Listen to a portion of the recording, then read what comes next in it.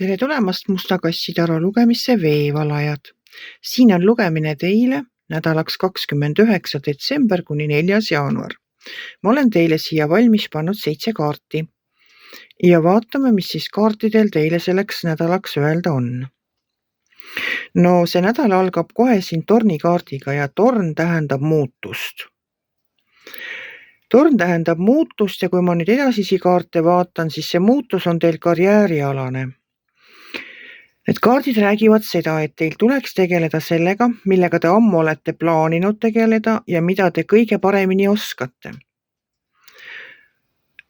See tagab teile edu ja kui te siiamaale ei ole sellega tegelenud mingil põhjusel, kas teil pole olnud selleks julgust, võimalust, olete te oodanud võib-olla mingit pakkumist, mingit sõnumit, siis siin kaardid alumises reas ütlevad, et sõnum tuleb. Viimane kaart Mõõkade kuninganna ütleb seda, et praegu ei ole õige aeg tegeleda oma isikliku eluga, vaid tuleks tegeleda karjääriasjadega. Tuleks enda karjääri üles ehitada.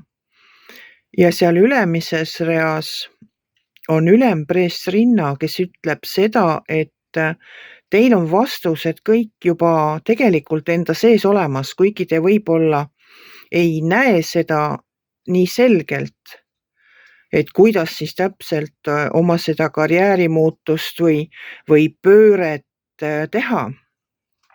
Et siis oma intuitsioonile tuleks praegu toetuda. Ja võib-olla unenägudes näidatakse teile neid vastuseid, et kus suunas oma samme seada. Et rõõmu teeb see müntide äss seal ülemises reas.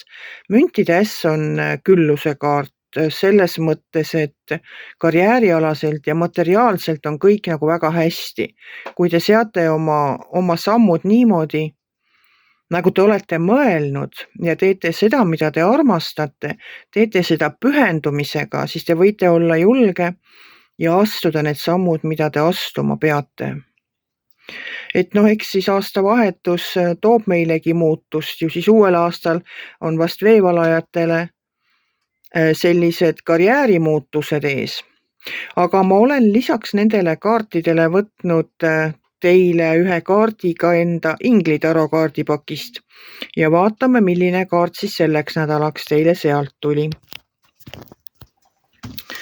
Nii, inglitaro kaardipakist, oi, tuli meile Gabrieli 7 ja vaatame siis, mis tema räägib. Seisa selle eest, millesse usud, ole enesekindel, leia oma isiklik jõud. No täitsa hästi kinnitab minu eelnevat juttu. Et olge endas kindel, et see tee, mida te olete plaaninud oma ma ei tea, unistustes või oma plaanides, näiteks mõelnud, et vot järgmine aasta ma hakkan sellega tegelema, sest see mulle tegelikult meeldib, siis nüüd ongi õige aeg sellega tegelema hakata. Ja tornikaart seal nädala alguses ütleb, et muutused on tulemas. Mul on üks kaart veel teile võetud. See on karma kaardipakist. See on tegelikult nagu karma tervendamise kaardipakk. Et see kaart peaks ütlema seda, kus kohas siis selle kaardi arvates teil kingad kõige rohkem pigistavad. Ja vaatame, mis kaart siis teile sealt välja tuli. Ohoo, no teile tuli selline kaart, mis ütleb, et lõpetage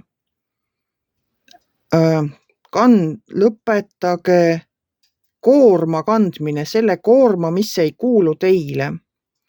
Te olete võtnud endale emotsionaalselt ja süütunde sellise raske koorma, mis tegelikult pole teie oma.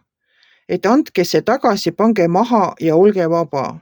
No siis läheb elu ka kergemaks, kui te panete, ärge võtke neid võõraid koormaid enda õlgadele. Seda on väga lihtne teha. Võta võõras mure enda kanda. Et jätke see, iga inimene elab ise oma elu ja teie ei pea vastutama mitte kellegi teise tegude eest peale iseenda tehtud tegude. Te ei pea võtma vastutust. Ei oma elukaaslase, ei oma, ma ei tea, vanemate, mitte kellegi eest. Et nemad peavad ise Meie ise vastutame enda tegude eest ja me ei saa võtta vastutust teiste inimeste tegude eest. Aga olgu teil väga ilus nädalavahetus. Jah, muidugi aastavahetus tahtsin öelda. Ja ka nädal olgu kena. Ja tulgu siis teile selline karjäärialane väga positiivne muutus, mis suurendab teie sissetulekuid ja pakub teile palju rõõmu järgmisel aastal. Kui teile minu lugemine meeldis, ärge olge kitsi, pange ikka like pöial üles, võite ka kommenteerida ja kohtume järgmisel nädalal.